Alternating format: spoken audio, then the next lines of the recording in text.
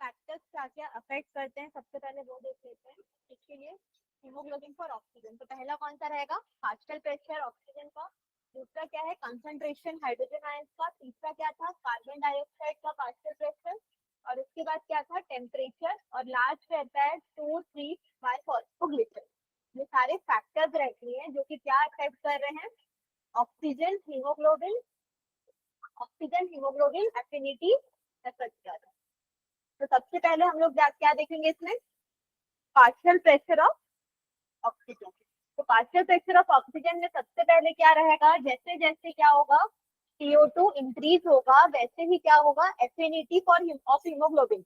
Affinity of haemoglobin मतलब binding होना जो रहेगा किसके साथ? ऑक्सीजन के साथ हीमोग्लोबिन का।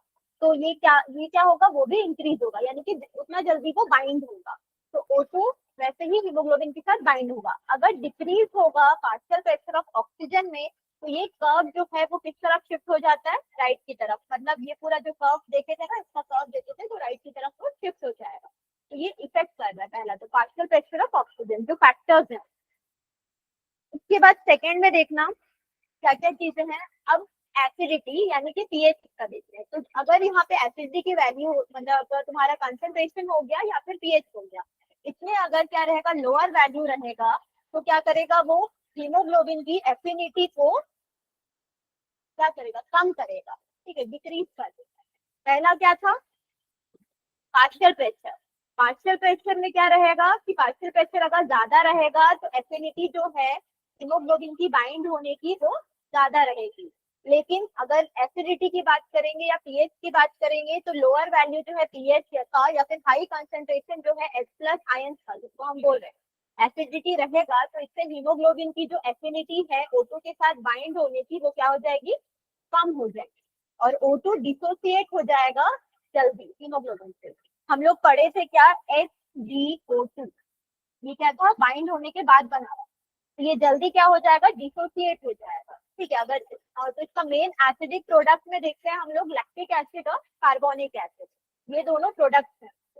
अब नेक्स्ट क्या देखते हैं? कोई भी गिवन CO2 में क्या रहेगा? ऑक्सीजन हीमोग्लोबिन कर्व जो है वो किस तरफ शिफ्ट हो जाएगा? राइट की तरफ। अगर पीएच क्या हो रहा है? डिक्रीज हो रहा है, तो मतलब तुम्हारा पहला वाला भी क्या था? राइट की तरफ शिफ्ट हो रहा था पूरा, इसके केस में बढ़ रहा है तो वो भी बढ़ रहा है। लेकिन इसमें भी क्या होगा? ये राइट की तरफ ही शिफ्ट करेगा, लेकिन क्या हो जाएगा इसमें? जो पीएच की वैल्यू है वो कम हो जाएगी। पीएच की वैल्यू कम हो जाएगी तो फिर बाइंडिंग भी क्या हो जाएगा? कम हो जाएगा। उसके बाद नेक्स्ट क्या है? Partial pressure of carbon dioxide का देखते हैं।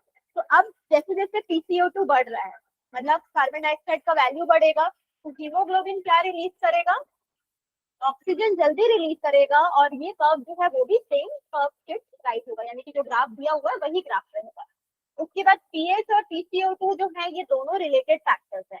जैसे ही CO2 क्या करेगा? हमारी ब्लड के अंदर जाएगा, तो वो चेंज हो जाता है किसमें?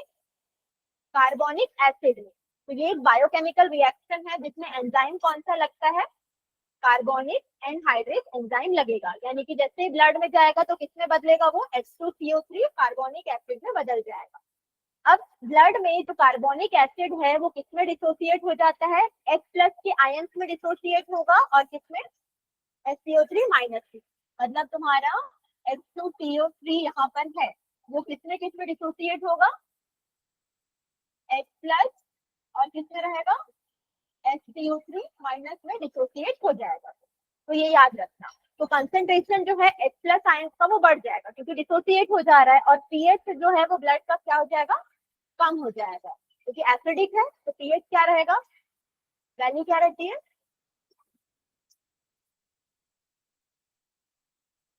न्यूट्रल का वैल्यू क्या है 7 है, तो 7 के नीचे सारे एसिडिक है, 7 के ऊपर सारा बेसिक है, ठीक है। तो जब PCO2 क्या कर रहा है, H प्लस कंसेंट्रेशन आयन का बढ़ा रहा है, तो वो क्या करेगा, ब्लड का पीएच को क्या कर रहा है, डिक्रीज कर रहा है वहां पे, तो इससे O2 जो है वो रिलीज हो रही है कहाँ से, हीमोग्लोबिन से। तो ये पूरा किसका है, कार्बन डाइऑक्साइड का है, पार्शियल प्रेशर उसका कि क्या कर रहे हैं। तो यही वाला सेम कार्बन डाइऑक्साइड H2O के साथ वो क्या बना रहा है, कार्बोनिक एसिड बना रहा है, कार्बोनिक एसिड से फिर H प्लस और HCO3 माइनस बना रहा है। उसके बाद देखना नेक्स्ट है कौन सा, टेम्परेचर। अब लिमिटेड इंक्रीज हो रहा है किस चीज का, टेम्परेचर का, तो यहाँ पर क्या हो जाएगा, डिसोसिएशन जो है इसका हीमोग्लोबिन का O2 के साथ वो भी इंक्रीज हो रहा है, मतलब जल्दी टूट रहा है। उसके बाद कॉन्ट्रैक्शन हो रहा है, जैसे कि एक्सरसाइज में या मसल फाइबर्स का हो रहा है, तो इससे क्या हो रही है, हीट जनरेट हो रही है। तो हीट जनरेट होने से क्या होता है कि बॉडी टेम्परेचर में भी धीरे से मतलब टेम्परेचर बढ़ रहा है, तो मेटाबॉलिकली जितने भी एक्टिव सेल्स है हमारे, वो ज्यादा ऑक्सीजन क्या करेगी, रिलीज करेगी, और ज्यादा एसिड और हीट जो है वो रिलीज करेगा। तो ये एक्सरसाइज के टाइम पे ये होगा। अब ऑक्सीजन जो है वो यूटिलाइज कैसे हो जाता है, ऑक्सी हीमोग्लोबिन बना लेता है, डिसोसिएट हो गया, डिसोसिएट होने के बाद वो ऑक्सी हीमोग्लोबिन बना लेता है, और जो रिलीज O2 है वो एक्टिव सेल्स जितने भी हैं वो हमारे वो यूटिलाइज कर लेते हैं। उसके बाद टेम्परेचर अगर बढ़ गया है तो ये भी क्या हो जाएगा, राइट की तरफ शिफ्ट होगा, यानी कि सबका एक ही ग्राफ है, जो ग्राफ दिया हुआ है वही ग्राफ है। लास्ट क्लास में देखे थे ना ग्राफ, उसका वही ग्राफ रहेगा उसका भी। नेक्स्ट देखना कि रीजन क्या है शिफ्ट ऑफ ऑक्सीजन का, मतलब जो राइट शिफ्ट हो रहा है उसका रीजन क्या है। पहला जैसे कि क्या है, इंक्रीज PCO2, दूसरा पीएच का डिक्रीज होगा, पीएच डिक्रीज है मतलब H प्लस जो है वो बढ़ा हुआ रहेगा, और इंक्रीज क्या होगा, टेम्परेचर, इससे क्या होगा, ऑक्सीजन हीमोग्लोबिन की जो एफिनिटी है वो क्या हो जाएगी, कम हो जाएगी। तो इसको हम लोग को क्या करने के लिए, सेम सैचुरेशन वैल्यू लाने के लिए, मतलब बराबर करने के लिए ज्यादा PO2 की रिक्वायरमेंट रहेगी, तो बॉडी को ज्यादा PO2 वैल्यू चाहिए रहेगा। तो इससे क्या होगा, जब PO2 बढ़ रहा है तो ऑक्सीजन और हीमोग्लोबिन की जो एफिनिटी है वो भी क्या हो जाएगी, बढ़ जाएगी, बढ़ेगी, ठीक है। तो इससे क्या होगा कि जो लॉस ऑफ हीमोग्लोबिन एफिनिटी है वो किसकी वजह से हो रहा है, एनी ऑफ द अबव जो भी है उसको कंपनसेट करने के लिए हो रहा है, मतलब ये सारी चीजों को कंपनसेट करने के लिए वो चीजें हो रही है। वो याद रखना कि कब क्या क्या हो रहा है करके। तो इसमें पहला चीज क्या था, हाँ, PCO2 का बढ़ना, दूसरा पीएच का कम होना, तीसरा H प्लस बढ़ना, तो ये भी क्या कर रहा है, टेम्परेचर का भी बढ़ना, तो ये क्या कर देगा, ऑक्सीजन और हीमोग्लोबिन की जो एफिनिटी है वो क्या हो जाएगी, कम हो जाएगी, कम हो जाएगी। तो बॉडी को कितना चाहिए होगा, PO2 की वैल्यू ज्यादा चाहिए होगी हमें। तो अब क्या करना है कि मतलब जैसे जैसे क्या होगा कि PO2 की वैल्यू बढ़ेगी तो ऑक्सीजन और हीमोग्लोबिन का जो एफिनिटी है वो भी क्या हो जाएगा, बढ़ जाएगा, जब दोनों का बाइंडिंग होगा तो वो बढ़ जाएगा। तो यहाँ पर जो लॉस हो रहा है ऑक्सी हीमोग्लोबिन का, ऑक्सीजन का हीमोग्लोबिन का, ये किसी भी चीज को कंपेंसेट करने के लिए हो रहा है, मतलब PO2 को बढ़ाने के लिए ये सारी चीजें हो रही है जो भी ओरिजिनल है, इसीलिए ये राइट की तरफ शिफ्ट हो जाता है, सारी चीज को कंपेंसेट करने के लिए रहेगा। इसके बाद देखना बोहर इफेक्ट, पढ़े हो ना थोड़ा सा, तो ये थोड़ा डिटेल में है हीमोग्लोबिन का, जो देख लेना। तो सबसे पहले ये एक्सप्लेन क्या करता है ये समझना, ये क्या एक्सप्लेन कर रहा है, CO2 फ्रॉम हीमोग्लोबिन, क्यों, due to an increase in PCO2 in blood, मतलब ब्लड में PCO2 बढ़ रहा है तो फिर क्या हो जाएगा, CO2 डिसोसिएट होगा किससे, हीमोग्लोबिन से। अब टिश्यू लेवल की बात करेंगे तो CO2 जो है वो प्रोड्यूस हो रहा है किसमें, सेल्स में, क्यों प्रोड्यूस हो रहा है, सेलुलर रेस्पिरेशन हो रहा है, सेलुलर रेस्पिरेशन मतलब सेल्स में ब्रेक डाउन होगा और एनर्जी जो यूटिलाइज होगी वो क्या है, सेलुलर रेस्पिरेशन है। तो जो PCO2 रहता है सेल्स में वो कितना रहता है, 45 mmHg रहेगा। अब ये सारा CO2 जो है वो कहाँ डिफ्यूज हो रहा है, ब्लड कैपिलरीज में डिफ्यूज हो रहा है, और तुम्हारे टिश्यू सेल्स में, और PCO2 जो है कैपिलरीज में उसकी वैल्यू कितनी रहती है, 40 mmHg। तो ये क्या बता रहा है, इफेक्ट पहले याद रखना कि डिसोसिएशन कर रहा है CO2 का किससे, हीमोग्लोबिन से। कैसे हो रहा है ये, CO2 बढ़ जा रहा है ब्लड में तो करेगा ये।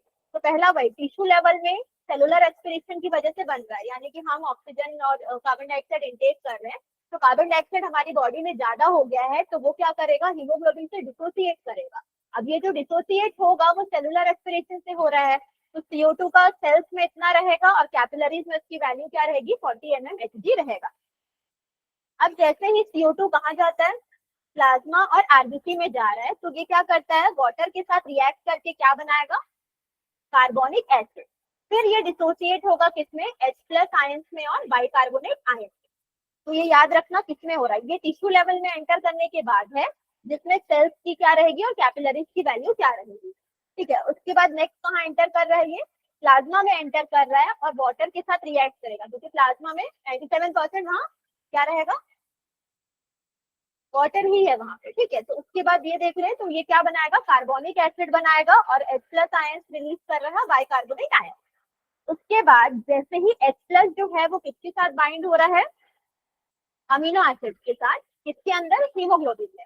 हीमोग्लोबिन क्या है, किससे किससे मिलके बना है, 3 पार्ट जो रहता है वो किससे, 4 आयरन के पार्टिकल्स से मिलके बना हुआ है ना, और उसी आयरन से क्या रहेगा, एक एक ऑक्सीजन बाइंड रहता है, याद है ना, लास्ट क्लास में वो पढ़े थे।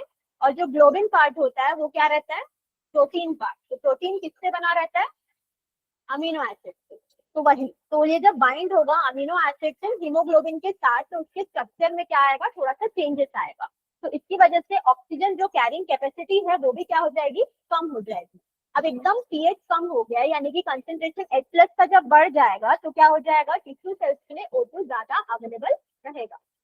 अब जब कंसेंट्रेशन CO2 का और H+ का ब्लड कैपिलरीज में बढ़ रहा है, तो जो O2 है वो कहाँ से डिसोसिएट होता है, हीमोग्लोबिन से।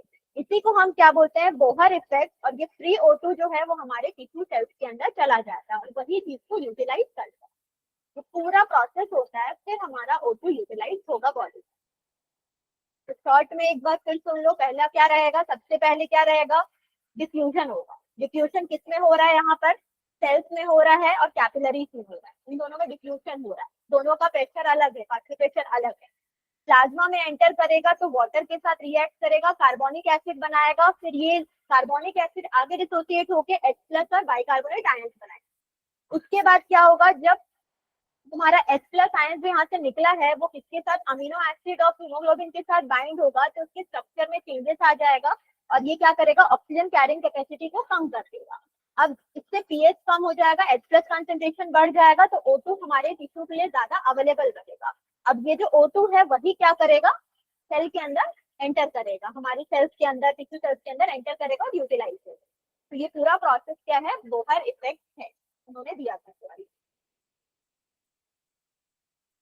तो यहाँ पर देखना, जैसे ये क्या है, बॉडी का सेल है, ये सिस्टमिक कैपिलरीज है। तो ये CO2 से बाहर, CO2 प्लस H2O क्या बनाया है, H2CO3। H2CO3 फिर H+ और HCO3 माइनस बनाया। अब यहाँ से जो H+ है वो O2 के साथ जल्दी बाइंड होगा और ये हमारे बॉडी सेल्स जो है O2 को जल्दी यूज कर लेंगे। CO2 से O2 कैसे बन रहा है, ठीक है, क्लियर हुआ, नहीं हुआ, चलो सुन लो पहले। जैसे कि पहले क्या हो रहा है, CO2 है, ठीक है, CO2 वाटर के साथ मिक्स होगा, यानी कि प्लाज्मा के साथ मिक्स होगा, तो क्या बनाता है, कार्बोनिक एसिड बनाएगा, मतलब H2CO3 बनाएगा। अब H2CO3 जो है वो क्या करेगा, हाँ, अब वो डिसोसिएट होके क्या बनाएगा, H+ और HCO3 माइनस बनाएगा। अब यहाँ से जो H+ है वो बढ़ गया, कंसेंट्रेशन बढ़ गया, पीएच कम हो चुका है, तो ये जो H+ है वो वापस कहाँ जाएगा, किसके साथ बाइंड होगा, क्या करता है वो, हीमोग्लोबिन के अमीनो एसिड के साथ। ये अमीनो एसिड के साथ बाइंड होके क्या बनाएगा, मतलब नहीं, मतलब ये H+ किसके, अमीनो एसिड और हीमोग्लोबिन के साथ बाइंड होगा। उसके बाद अमीनो एसिड के साथ जब बाइंड हो रहा है तो ये क्या करेगा, ऑक्सीजन डिसोसिएशन को बढ़ाएगा, क्योंकि HbO2 है वहां पे, ऑक्सी हीमोग्लोबिन है, उसको तो हम डायरेक्टली नहीं ले सकते ना अपने टिश्यू सेल्स में। तो इसको क्या करेगा, ये बढ़ाएगा, तो ये क्या करेगा, हीमोग्लोबिन अलग हो जाएगा, तुम्हारा H+ के साथ कंसेंट्रेशन और ऑक्सीजन अलग हो जाएगा। ये जो ऑक्सीजन है वो हमारे बॉडी सेल्स में फिर अंदर आएगा। तो ये पूरा प्रोसेस है बॉडी सेल्स में अंदर लाने का। तो पहले CO2 जो इनहेल किए हैं वो पहले प्लाज्मा के साथ मिक्स होगा, उसके बाद क्या होगा, ये डिसोसिएट होगा, डिसोसिएट होने के बाद अमीनो एसिड जो है हीमोग्लोबिन का, वो उसको क्या करेगा, इनटेक करके H+ के साथ वो बाइंड हो जाएगा हीमोग्लोबिन, और O2 रिलीज करेगा। O2 जो है वो हमारे टिश्यू सेल्स से इनटेक करेंगे और हमें एनर्जी प्रोवाइड करवाएंगे। ठीक है, अब क्लियर हुआ। अब नेक्स्ट क्या है, CO2 का transport. CO2 gaseous waste product है, सेलुलर रेस्पिरेशन में निकल रहा है टिश्यू लेवल। अब टिश्यू लेवल से CO2 क्या हो जा रहा है, डिफ्यूज हो जा रहा है किसमें, ब्लड में, वाया इंटरस्टिशियल जो भी बीच का स्पेस रहेगा।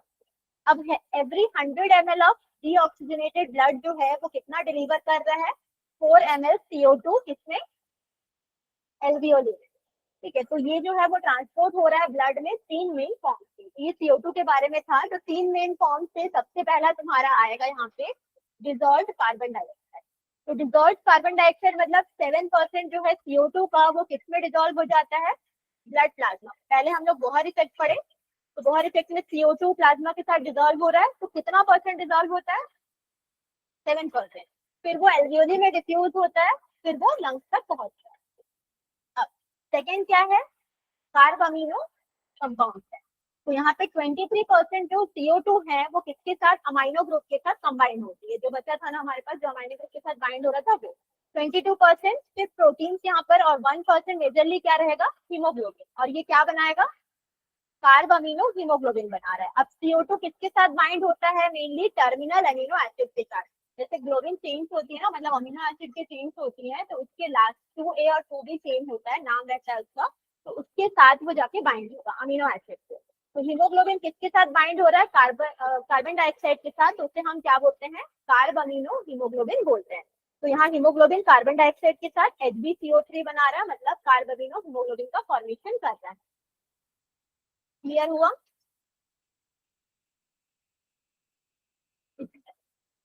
हाँ, कार्बामिनो का है, बोहर का नहीं है। बोहर का तुम लोग को समझाने के लिए कि O2 कैसे इनटेक हो रहा है कर। उसके बाद ये रिएक्शन जो है वो मेनली किससे इन्फ्लुएंस हो रहा है, PCO2 से हो रहा है। अब जो HbCO2 का फॉर्मेशन हो रहा है, कैसे हुआ HbCO2 का formation, Hb plus CO2, haemoglobin इसके साथ बाइंड हुआ। और कहाँ पर बाइंड होता है CO2 हमेशा, अमीनो एसिड जो चेन है उसके टर्मिनल पोजीशन पे जाके बाइंड होगा। ठीक है, तो ये प्रमोट हो रहा है किसमें, टिश्यू कैपिलरीज में। और जो CO2 है वो टिश्यूज में क्या रहेगा, ज्यादा रहेगा, और लो PCO2 किसमें रहेगा, कैपिलरीज में, किसके, एल्वियोलर कैपिलरीज। अब CO2 फिर वहां पर स्प्लिट हो जाता है किससे, ग्लोबिन से, और डिफ्यूज हो जाता है किसके अंदर, एल्वियोली के अंदर जाता है। तो ये इसके बाद तुम्हारा एक है इसका बाइकार्बोनेट आयन दिया हुआ है। तो बाइकार्बोनेट आयन मतलब जो 70% होता है CO2 का, वो कैसे ट्रांसपोर्ट होता है, H2CO3 के फॉर्म में या HCO3 माइनस के फॉर्म में, क्योंकि रेड्यूस फॉर्म में वो लेगा, तो HCO3 माइनस के फॉर्म में होगा। अब जैसे ही सेल से क्या डिफ्यूज हो रहा है, सेल से डिफ्यूज हो रहा है, तो CO2 कहाँ चला जाता है, सीधा सीधा आरबीसी में, आरबीसी ऑफ कैपिलरीज में चला जाएगा। सिस्टमिक मतलब तुम लोग का छोटे छोटे जो कैपिलरीज रहेंगे वही रहेगा। ठीक है, ये किसके साथ रिएक्ट करेगा, वाटर के साथ, ये बनाएगा। सेम चीज है कार्बोनिक एसिड, किसके प्रेजेंस में, कार्बोनिक एनहाइड्रेट के प्रेजेंस, जिसमें क्या रहता है, जिंक रहेगा उसका एक्टिव साइड, मतलब वहीं पर जाके बाइंड होगा, रिएक्शन करेगा। फिर उसके बाद फर्दर वो डिसोसिएट होता है किसमें, हाइड्रोजन आयंस में, और किसमें, बाइकार्बोनेट आयंस में। इसको लिख लो, बाइकार्बोनेट का लिखना मतलब ये बस रिएक्शन जितने हैं, रिएक्शन में बस वही है, CO2 प्लस H2O रहेगा, वो क्या बनाएगा,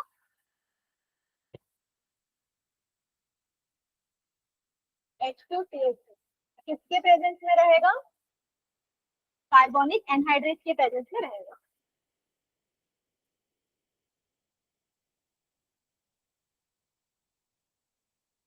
संडे को कितने बजे करोगे स्टार्ट, 10,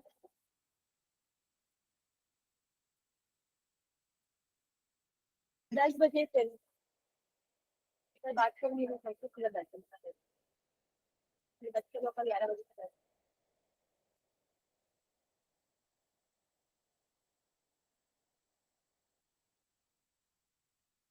सैटरडे बचा है, इसमें सारा कंप्लीट हो जाएगा, तो संडे को एक बार पूरा रिवाइज प्लस क्वेश्चन और तुम्हारा वो कर लेंगे।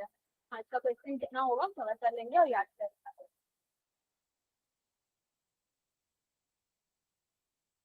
और नेक्स्ट चैप्टर के बाद क्या बॉडी फ्लूइड है। टाइम मिलेगा तो उसको भी देख लेंगे थोड़ा सा स्टार्टिंग है। मतलब वैसा नहीं है बट वैसा नहीं, बायोकेमिस्ट्री मतलब ह्यूमन फिजियोलॉजी में तो तुमको पढ़ना पड़ेगा ना, रेस्पिरेशन हो रहा है पूरा वो सब। हाँ हार्ट तो पढ़ोगे, लेकिन जितने भी बॉडी फ्लूइड्स हैं फिर पॉजिटिव नेगेटिव और कुछ कुछ चीजें हैं ब्लड ग्रुप में आएगा, थोड़ा सा चल जाएगा थोड़ा सा। इसमें ज्यादा नहीं है इसके जैसा, बट इसमें क्या है कि बाइंडिंग ऑफ ऑक्सीजन और तुम्हारा कार्बन डाइऑक्साइड का है ना, तो ये इंपॉर्टेंट टॉपिक है, इसको समझना बहुत ज्यादा जरूरी है, ऑक्सी हीमोग्लोबिन और कार्बामिनो हीमोग्लोबिन। तो ये दोनों का तो लेक्चर डला हुआ है, बाकी तो 2 दिन ऑफलाइन हुआ था तो फिर उतना नहीं हुआ था, तो फिर ये तो डला हुआ है, कम से कम उसको देख लेना, कल वाला भी और आज वाला भी अगर वापस देखना है तो। तो यहाँ पर ऑक्सी हीमोग्लोबिन क्या कर रहा है, फिर से ये क्या करेगा, डिसोसिएट होगा ताकि वो ऑक्सीजन को रिलीज कर सके। फिर वही सेम टाइम पे H प्लस आयन जो रिलीज हो रहा है वो क्या करेगा, कार्बोनिक एसिड के साथ डिसोसिएट करके पोटेशियम आयन, जैसे ये KHbO2 है, KHbO2 पोटेशियम आयन जो प्रेजेंट रहती है उससे क्या बना रहा है, पोटेशियम हीमोग्लोबिन का साथ दे रहा है और ऑक्सीजन रिलीज हो रहा है। फिर KHb जो H प्लस है वो लेके क्या कर रहा है, वो पोटेशियम को बाहर रिलीज कर रहा है और H प्लस के साथ वो ऐड हो जा रहा है। तो वही चीज है, कुछ SCO3 माइनस आयन जो है वो आरबीसी से क्या हो जाती है, बाहर निकल जाती है और ब्लड प्लाज्मा के अंदर अंदर आ जाती है। तो जो यहाँ पर एक्सचेंज हो रहा है, किस चीज का एक्सचेंज हो रहा है, Cl माइनस आयन, कहाँ से, प्लाज्मा से आरबीसी में। क्यों हो रही है, ताकि इलेक्ट्रिकल बैलेंस जो है हमारे प्लाज्मा में वो मेंटेन रहे, साइटोप्लाज्म में और किसका, प्लाज्मा ऑफ ब्लड में मेंटेन रहे, उसको हम क्या बोलते हैं, क्लोराइड शिफ्ट बोलते हैं। तो वो याद रखना, इसमें इसमें होता क्या है, बैलेंस मेंटेन करने के लिए जो साइटोप्लाज्म है आरबीसी का, वहां पे इलेक्ट्रिकल बैलेंस मेंटेन करना है और प्लाज्मा और ब्लड के बीच में फ्लो करना है, तो उसको क्या बोलते हैं, क्लोराइड शिफ्ट बोलते हैं। तो इसको लिख लो तुम लोग, in exchange of Cl minus से लेके क्लोराइड शिफ्ट। रुको मत लिखो, क्योंकि क्लोराइड शिफ्ट अलग से बताई नहीं है। हाँ, क्लोराइड शिफ्ट में देखना ये क्या बता रहा है, बाइकार्बोनेट आयंस और क्लोराइड आयंस का क्या रहेगा, एक्सचेंज रहेगा आरबीसी के मतलब आरबीसी मेम्ब्रेन रहेगा। तो कार्बन डाइऑक्साइड क्या प्रोड्यूस कर रहा है, प्रोड्यूस जो सेल में हो रहा है वो प्लाज्मा सेल्स के साथ और आरबीसी के साथ, जहां पर वो कार्बोनिक एसिड में बदल रहा है कार्बोनिक एनहाइड्रेस के प्रेजेंस में, जो तुम लोग लिखे हो अभी। ठीक है, वो चीज जो हो रहा है, तो कंसेंट्रेशन जो है बाइकार्बोनेट आयंस का वो कहाँ रहेगा, आरबीसी में ज्यादा रहेगा as compared to blood plasma. क्यों रहेगा,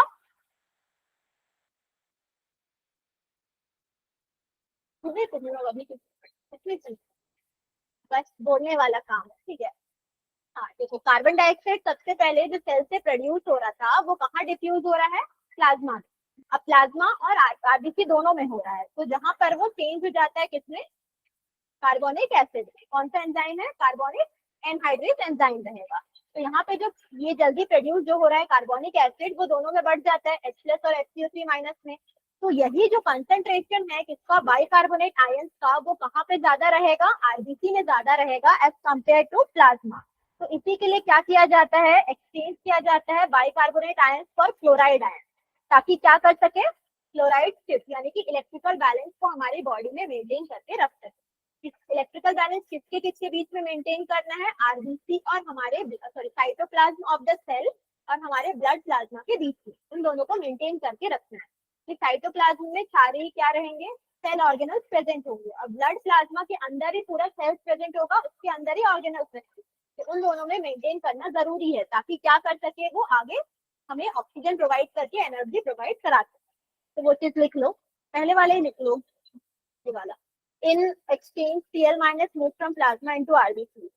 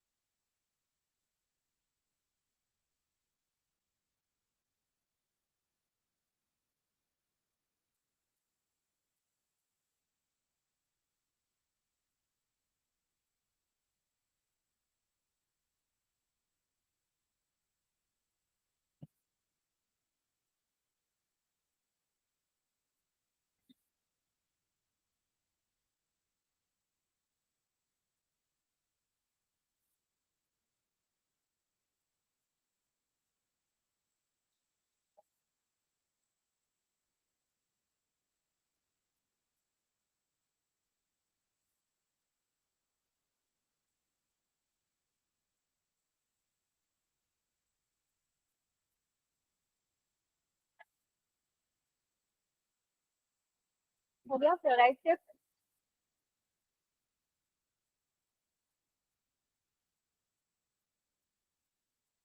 ये बस समझना शिफ्ट कैसे हो रहा है। CO2 ये बॉडी सेल का है, ये CO2 प्लस H2O, ये किसका है बताओ? ये ये आरबीसी वाला है, ठीक है, और ये बॉडी सेल है, ठीक। तो यहाँ से बॉडी सेल से CO2 जो है वो जा रहा है, यहाँ पे CO2 और H2O बना रहा है कार्बोनिक एनहाइड्रेट की प्रेजेंस में, ये है। फिर ये हीमोग्लोबिन के साथ बाइंड होगा, फिर ये ऑक्सीजन रिलीज करेगा, तो वो क्या हो रहा है, ऑक्सीजन जा रहा है टिश्यूज में, सेल्स के। अब यहाँ पर यहाँ जो CO2 है वो किसके साथ, यहाँ से भी ऑक्सीजन जा रहा है सीधा हम लोग के कैपिलरी टिश्यू सब में जा रहा है। अब बाकी जो यहाँ पर है इन दोनों के बीच का मेंटेन करने के लिए, ये दोनों के बीच का मेंटेन करने के लिए Cl माइनस आयन जो है वो दब रहा है, उसको हम क्लोराइड शिफ्ट बोल रहे हैं। ये पूरा डायग्राम उसी का है। हाँ, बॉडी सेल और कैपिलरीज कहाँ रहेगा, कैपिलरीज के अंदर ही तो आरबीसी सेल्स ये सारी चीजें भी प्रेजेंट होगी, और भी सेल्स होगा, टिश्यू सेल्स होगा। तो बॉडी सेल मतलब टिश्यू सेल्स है यहाँ पे, और ये जो है वो कैपिलरीज के अंदर जा रहा है, तो डिफ्यूजन होगा ना वहाँ पे, तो वही चीज को एक्सप्लेन कर रहा है कि CO2 कब निकल रहा है, वो कब निकल रहा है। ये सेम वही रहेगा, इसमें देखना जितना भी रिएक्शन है वो रिलीज हो जाती है, रिवर्स हो जाती है, ताकि CO2 को एल्वियोली में क्या कर सके, ट्रांसफर कर सके। तो जितना भी टोटल कार्बन डाइऑक्साइड रहेगा ब्लड में, 7% डिजोल्व हो जाती है ब्लड प्लाज्मा में, डिफ्यूजन डायरेक्टली हो जाएगा। और ये इसी को हम कार्बामिनो हीमोग्लोबिन बोल रहे हैं, जो बाइंडिंग हो रही है किसकी, Hb और CO2 की। तो ये रिवर्सिबल रिएक्शन रहेगा, जैसे ऑक्सीजन में भी रहता है और इसमें भी रहेगा, दोनों क्या रहेगा, रिवर्सिबल रिएक्शन रहेगा। अब यहाँ पर ऑक्सीजन बाइंड होता है किसके साथ, हीमोग्लोबिन के साथ बाहर, फिर मतलब हाइड्रोजन जो है वो भी क्या हो रहा है, रिलीज हो जा रही है, वही रहेगा, तो हीमोग्लोबिनिक एसिड बोल रहे हैं। ये इतना नहीं है, बस वही सेम चीज है, बस तुम लोग का क्या बोलते हैं, कितना परसेंट जो है आउट ऑफ आरबीसी जा रहा है वो देखते हैं, कार्बन डाइऑक्साइड। एक और इसमें प्लाज्मा में देखना, जो सोडियम क्या बोलते हैं तुम्हारा बाइकार्बोनेट होता है, वो किसमें डिसोसिएट हो जाएगा, सोडियम आयंस में और बाइकार्बोनेट आयंस में डिसोसिएट हो जाता है। फिर तुम्हारा सेम टाइम पे जो पोटेशियम क्लोराइड है वो भी क्या हो जाता है, K प्लस और Cl माइनस में रिलीज हो जाता है। फिर ये पूरा क्लोराइड आयंस इसके साथ शिफ्टिंग करनेगा, मतलब शिफ्ट करेगा ताकि मेंटेन कर सके न्यूट्रलिटी को। अब ये जो तुम्हारा Na प्लस और K प्लस है ना, ये टिश्यू सेल्स, मस्कुलर सेल्स में जब पढ़ोगे तुम लोग मसल सेल्स के बारे में, तो इसमें सोडियम पोटेशियम पंप होता है, जो हमारा कॉन्ट्रैक्शन और रिलैक्सेशन को करता है बॉडी मसल्स का, तो वो उसमें हेल्प करेगा। तो यहाँ डिवाइड होगा वो, और वहां जाके वो हेल्प करेगा।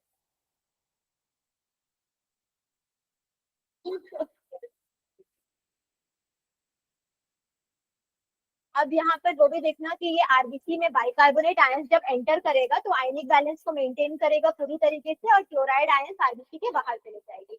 वही सेम चीज को बता रहा है यहाँ पे, लेकिन एक चीज है वो बफर की तरह एक्ट करेगा, वो चीज है जैसे बाइकार्बोनेट आयंस है और हाइड्रोजन आयंस है, ये किसके साथ, ये दोनों बाइंड होके क्या बना रहे थे, कार्बोनिक एसिड बना रहे थे कार्बोनिक एनहाइड्रेट की प्रेजेंस में। फिर ये डिसोसिएट किसमें होता है, कार्बन डाइऑक्साइड और वाटर में। तो बाइकार्बोनेट जो है वो यहाँ पर बफर की तरह सोल्यूशन के अंदर, ठीक है। और लेवल ऑफ लंग्स में, लंग्स के लेवल में जो बाइकार्बोनेट है वो वहां पर बफर की तरह एक्ट कर रही है, यानी कि सॉल्वेंट टाइप का रिएक्ट कर रही है। सॉल्वेंट क्या होता है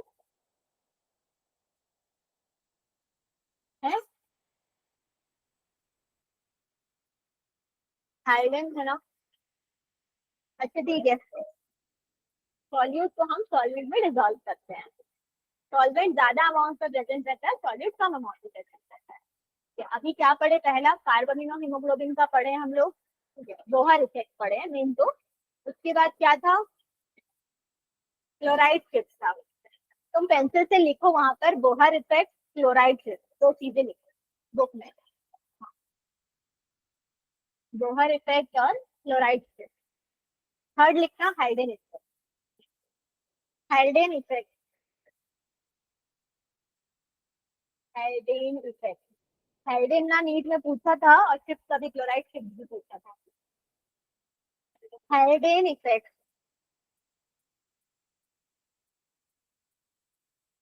हिमांशु को अच्छा लग रहा है, सिर्फ क्या पढ़ रहा है वो सोच रहा है कि क्यों लिया मैं बायो, है ना।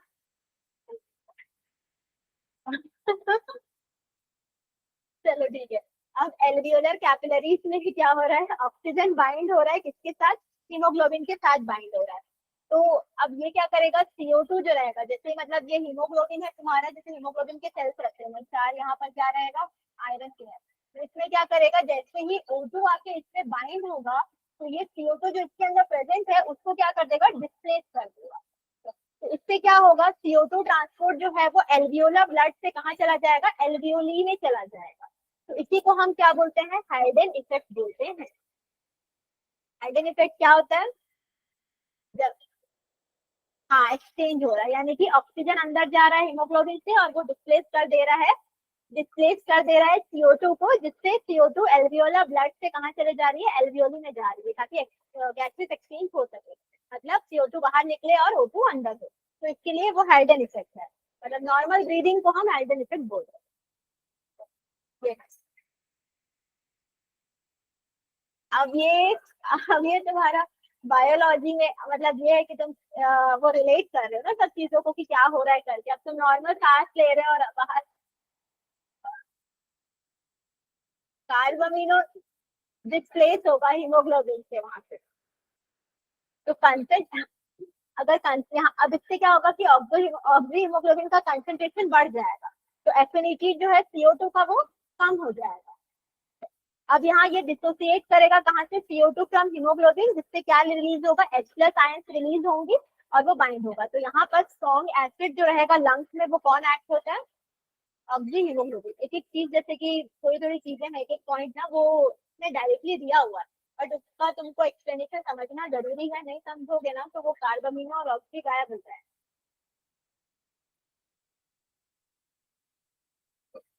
क्या का हाइडेन इफेक्ट में सेम वही, एल्वियोलर कैपिलरी के लिए। अब O2 कैपिलरी में जा रहा है यहाँ पे, ठीक है, फिर ये HbCO2 को डिस्प्लेस कर रहा है, मतलब CO2 को तोड़ रहा है।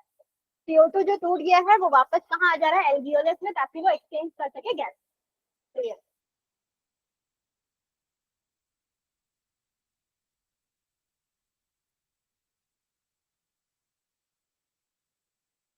हाँ हाँ, तीनों ने, क्लोराइड शिफ्ट का थोड़ा बहुत है, जैसे तुम लोग बाद में भी पोटेशियम पंप पढ़ोगे तो वैसे तुमको मिलेगा। तो तुम लोग पूछोगे कि मसल कॉन्ट्रैक्शन हुआ तो फिर क्लोराइड शिफ्ट कहाँ से हुआ कर। तो अभी अगर शुरू से बेसिक को थोड़ा अच्छे से पढ़ लोगे तो फिर तुम्हारा बाकी के चैप्टर थोड़े इजीली जाएंगे।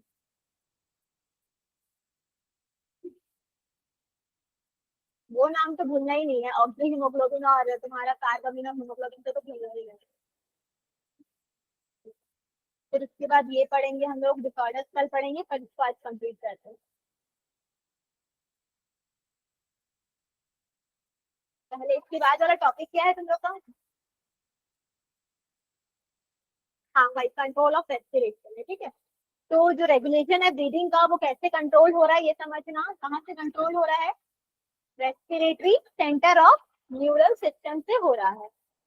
इसका डायग्राम, हाँ, ये पूरा रेस्पिरेट ब्रेन स्टेम है हमारा, क्या हो गया, ये ब्रेन स्टेम है, जैसे ये मिड ब्रेन हो गया, स्पाइनल कॉर्ड हो गया, ये सारी चीजें। तो यहाँ पर अलग अलग एपनेस्टिक निमोटैक्सिक एरिया, ये सारी चीजें प्रेजेंट होती है, जहाँ से वो रेस्पिरेटरी सेंटर है जहाँ से हमारा रेस्पिरेशन कंट्रोल होता है।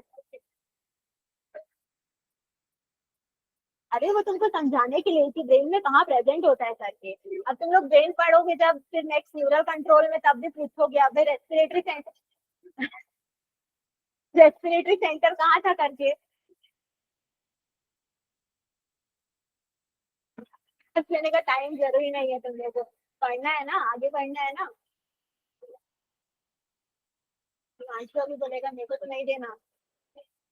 हाँ, अब तुमको भी नहीं देना। चलो, रेस्पिरेटरी सेंटर का मतलब क्या होता है, न्यूरॉन्स का कलेक्शन होगा जो कि कहाँ लोकेटेड रहता है, मेडुला ऑब्लोंगाटा और bone पैरेडी of the brain stem के बीच में। अब ब्रेन कितने पार्ट्स में डिवाइडेड है, हाँ, तो जो मेडुला ऑब्लोंगाटा होता है कौन सा होता है, कहाँ पर होता है, मिड ब्रेन और हैंड ब्रेन वाला जगह में, तो वहां से वो क्या बोलते हैं उसके सेंटर में लोकेटेड रहता है, कौन सा, रेस्पिरेटरी सेंटर। अब यहाँ पर रेस्पिरेटरी सेंटर में क्या रहेगा, इसमें एरिया रहेगा, जैसे निमोटैक्सिक एरिया हो गया। तो इसको क्या करेगा, मेनली वो मेडुलरी रिदमिक मतलब रिदम रिदम जो है हमारी बॉडी का उसको कंट्रोल करेगा। इसमें क्या होता है, इंस्पिरेटरी एरियाज भी होते हैं और एक्सपायरेटरी एरियाज भी होते हैं। तो हम लोग इसी हिसाब से क्या करते हैं, सांस खुद से रोक लेते हैं थोड़ा टाइम के लिए, तो हमारा ब्रेन कंट्रोल करता है। तो वो चीज ज्यादा टाइम के लिए रोकना है क्या? हाँ। अब ये जो निमोटैक्सिक एरिया है वो फोन्स पैरोली में रहेगा और ट्रांसमिट करेगा इम्पल्सेस को इंस्पिरेटरी एरिया में। ठीक है, ताकि वो क्या कर सके, before the lungs, lungs overfill होने के पहले वो क्या करेगा, उसको कंट्रोल करेगा। क्योंकि ऐसा हो सकता है ना, अपना ऑर्गन है अपने आप भर गया, फूक गया, सब हो जाएगा। तो इससे बेटर है कि वो कंट्रोल करे। तो कंट्रोल कौन करेगा? हाँ, और मेन यहाँ पर कौन सा है, निमोटैक्सिक एरिया है। जो एरिया है वो याद रखना भाई, यहाँ पर न्यूमोटैक्सिक एरिया जो प्रेजेंट होगा मिड ब्रेन और पोस्ट के बीच में वो रहेगा, और एक एपनिस्टिक एरिया है, ये भी सेम कंट्रोल हमारे डिटायर्स और सारी चीजें रेस्पिरेशन को कंट्रोल करने में हेल्प करती है। तो यहाँ रेगुलेशन जो है वो कीमोरिसेप्टर्स से भी होता है। कीमोरिसेप्टर्स मतलब क्या? हाँ, तो जो केमिकल होंगे कहाँ के होंगे, अभी पढ़े ना, जितना PO2 PCO2, ये सारे केमिकल रिसेप्टर्स के फिर उसमें आ जाएंगे, कीमो रिसेप्टर्स में आ जाएंगे। तो यहाँ पर जो सेंट्रल कीमो रिसेप्टर्स है वो कहाँ प्रेजेंट होता है, मेडुला ऑब्लोंगाटा के पास, और ये सेंसिटिव रहेगा ताकि वो H प्लस आयंस को क्या कर सके, उसका कंसेंट्रेशन के लिए। और PCO2 कहाँ पर, cerebro spinal fluid, CSF normal short form. ठीक है, वहाँ नहीं है वो। तुम लोग को डिटेल में इसीलिए बता रही हूँ क्योंकि न्यूरल ज्यादा मेहनत ना करना पड़े। अब जितने जितने बाकी जो कीमोरिसेप्टर्स हैं इसमें क्या रहती है, एओटिक बॉडीज, मतलब जितने क्लस्टर्स ऑफ कीमोरिसेप्टर्स हैं एओटिक आर्क के पास। एओटिक आर्क क्या है, हार्ट का एओटा वाला आर्क, सबका रिलेशन यहीं से है। हाँ, तो वहां, वो तो कार्डियक नॉट बोल रही होती हूँ। हाँ, तो हार्ट का, भाई एओटा वाले पोर्शन का जो आर्क रहेगा उसकी बात हो रही है यहाँ पे। एओटा से क्या हो रहा है, बॉडी में ट्रांसपोर्ट हो रहा है ना। तो ठीक है, तो वही चीज यहाँ पर। और कैरोटिड बॉडीज मतलब कहाँ पर रहेगा ये, कॉमन कैरोटिड आर्टरीज, जो छोटे छोटे बाकी आर्टरीज रहेंगे वहां पर उसके साइड में, हार्ट लंग सबके पास जो रहेगा वो। तो ये सेंसिटिव रहेगा किसके लिए, कंसेंट्रेशन, मतलब चेंजेस ऑफ कंसेंट्रेशन के लिए, O2 और CO2 के लिए। तो वो इसमें तुम लोग को, मैं ब्रीफ, मतलब ब्रीफ नहीं, मतलब इसमें सिर्फ तुम लोग ये याद रखना कि जो रेस्पिरेटरी सेंटर है किसका, न्यूरल सिस्टम का, वो कहाँ पर प्रेजेंट होता है, कहाँ पर रहेगा, वो याद रखना इसमें। और कौन सा एरिया जो रहेगा वो कंट्रोल कर रहा है, रिदम कंट्रोल कर रहा है रेस्पिरेशन का। और दूसरा ये निमोटैक्सिक एरिया के बारे में, बाकी इसमें और नहीं। और तुम्हारा जो कीमो रिसेप्टर्स रहेगा, इसमें सिर्फ ये याद रखना है कि CSF के पास ये लोग क्या कर रहे हैं और वो सेंसिटिव है करके, ये याद रखना। खत्म, तो नहीं होगा। अच्छा, तुम बुक दिखाओ तो एक बार, डिसऑर्डर्स में क्या क्या है उसमें।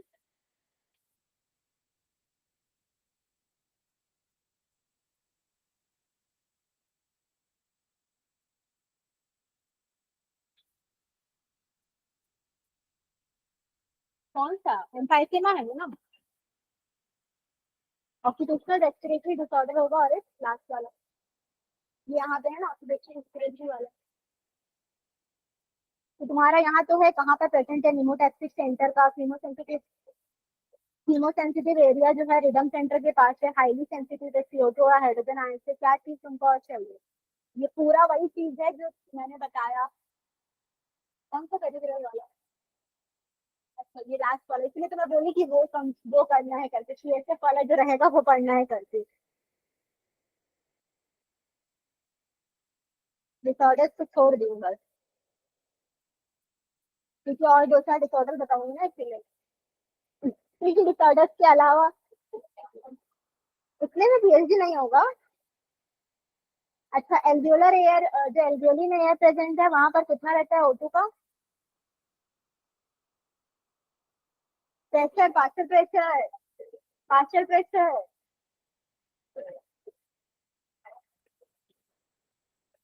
हिमांशु तो वो बताएगा, क्या बोलते हैं उसको, कैपेसिटीज बताएगा, कैपेसिटीज बताएगा ना। पहला क्या है, रेस्पिरेटरी कैपेसिटीज पढ़े हैं, और कौन से कैपेसिटी पढ़े हैं, कितने अच्छे हो तुम लोग, कितना अच्छे से पढ़ लेते हो तुम लोग।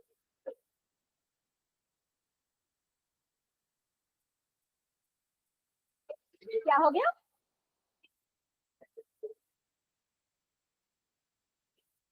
क्योंकि उसके लिए भी दिमाग होना चाहिए ना। अब तुमको ऑब्जेक्टिव तो नहीं मिलेगा तुम लोग को, मैं मेरे को भी लगता है।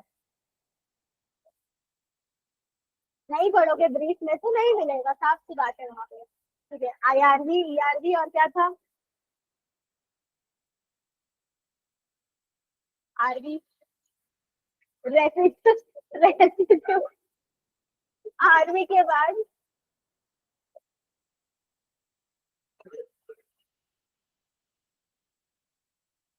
के बाद और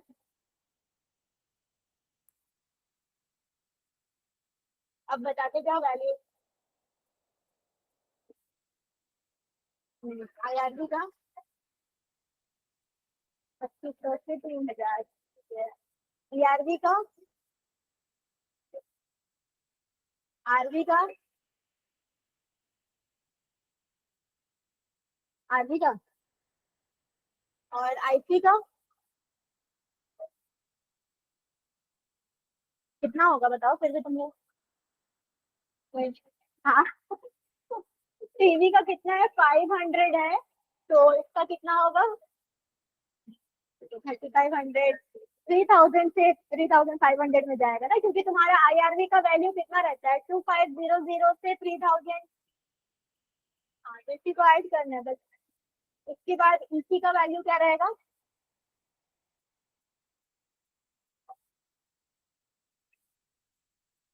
पीवी प्लस ईआरवी है ना, तो पीवी का 500 है और उसका क्या रहेगा? 1100, तो 1600 के आसपास रहेगा। एफआरसी,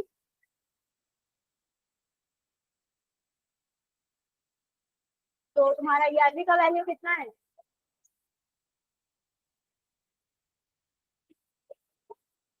वाइटल कैपेसिटी का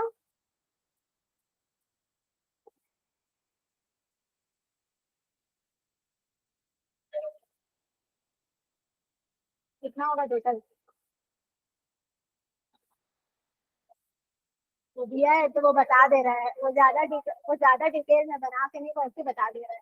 ठीक है, टीएलसी का पूरा ऐड करेंगे तो लास्ट में, तो तुम लोग का डिसऑर्डर बस बचेगा। बाकी कंप्लीट हो गया। ग्राफ पढ़ लेना, ऑक्सीजन डिसोसिएशन का पूरा पढ़े थे।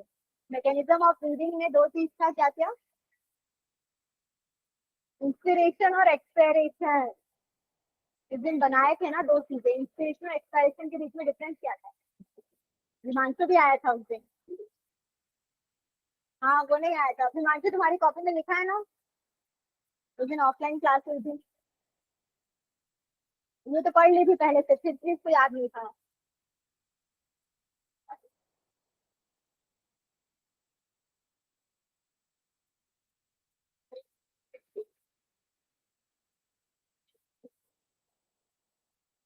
इंस्पिरेशन में तुमको कल बताई थी लास्ट क्लास में, डायफ्राम पे लंग्स का एक्सपैंड होता है तो वॉल्यूम जो है वो बढ़ जाएगा, पल्मोनरी प्रेशर कम हो जाता है, बताई थी ना।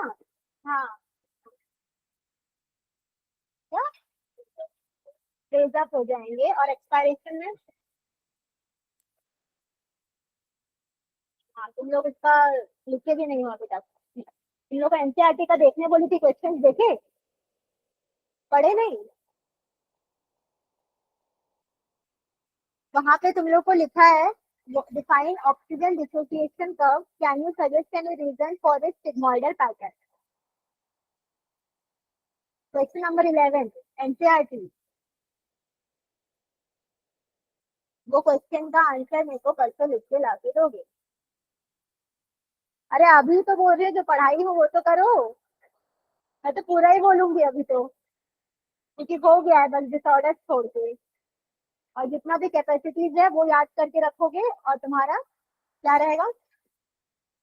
सैटरडे को देखो, सैटरडे को ऑफलाइन रहेगा ना, तो सैटरडे को तुम लोग का डिसऑर्डर तो हो जाएगा, थोड़ा सा ही है उसका, एक दिन डिसऑर्डर कंप्लीट करेंगे, प्लस इसका खेलेंगे भी, वही चैप्टर का याद कर कर आना। हाँ सैटरडे। ऐसा मत बोलना लास्ट तुम नहीं आओगे बोले। संडे को क्यों नहीं आओगे? सुबह सुबह